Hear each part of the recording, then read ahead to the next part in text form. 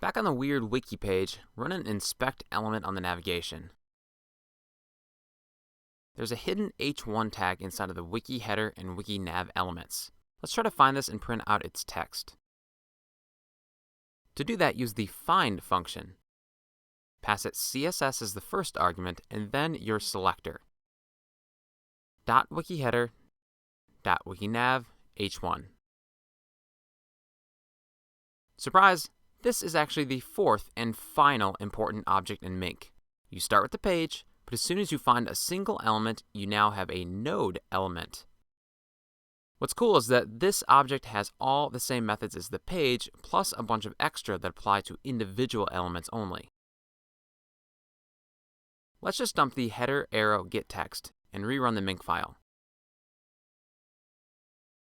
Now it prints Jurassic Park wiki navigation, so finding by CSS is working. Let's do something harder and see if we can find the wiki activity link in the header by drilling down into the DOM 2 times.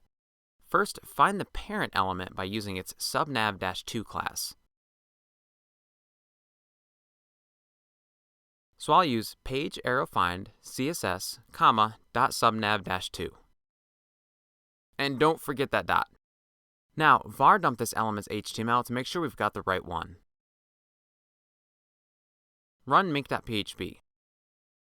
Awesome. It prints out all the stuff inside of that element, including the wiki activity link that we're after. To find that, we need to find the li and a tags that are inside of subnav-2. We could just do that by modifying the original selector, but instead, once you have an individual element, you can use find again to look inside of it. So we can say nav arrow find and use CSS to go further inside of it with li space a. The find method returns the first matching element. Dump this element's text and check things.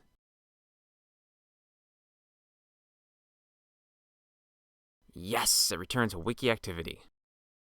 Okay, in addition to CSS, there's one more important way to find things using Mink. It's called the named selector. I'm going to paste in some code here. Please do not write this. It's ugly, ugly, ugly, and I'll show you a better way. Instead of passing CSS to find, this passes named along with an array that says we're looking for a link whose text is wiki activity. The named selector is all about finding an element by its visible text. To see if this is working, let's var dump link l arrow get attribute href. That should come back as the URL to the activity section. Try it out. Yep, it works.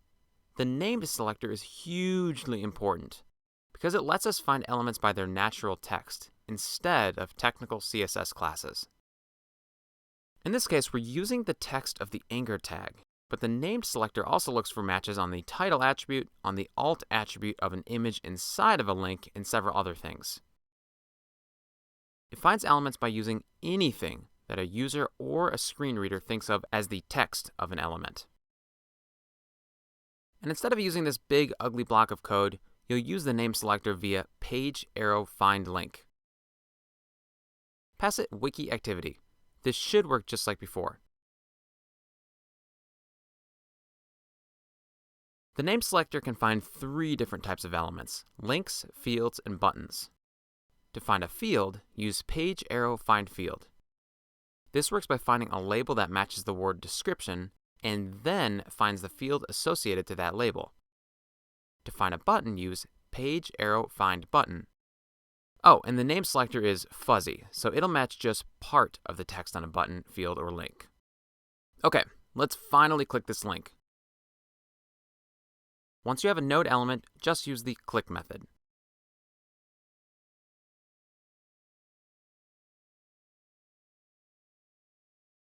Run the script.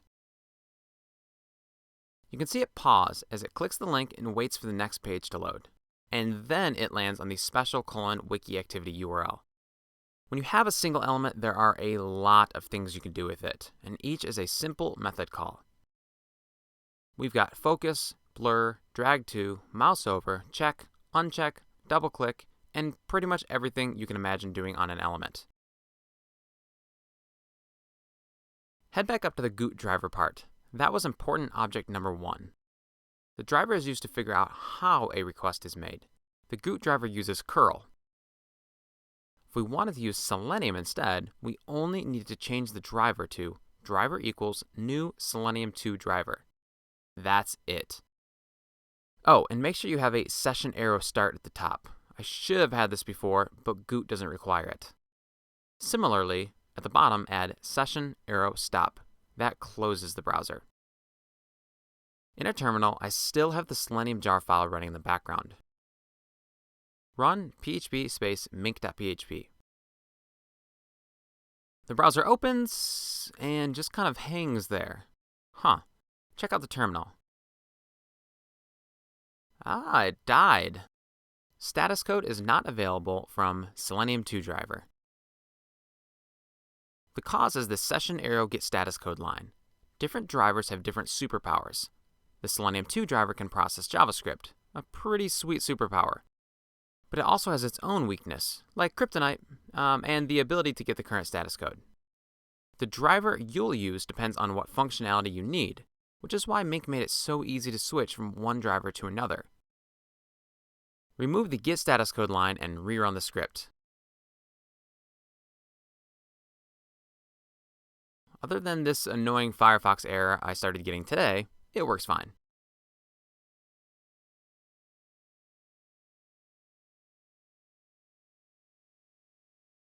The browser closes and we're now dangerous with Mink.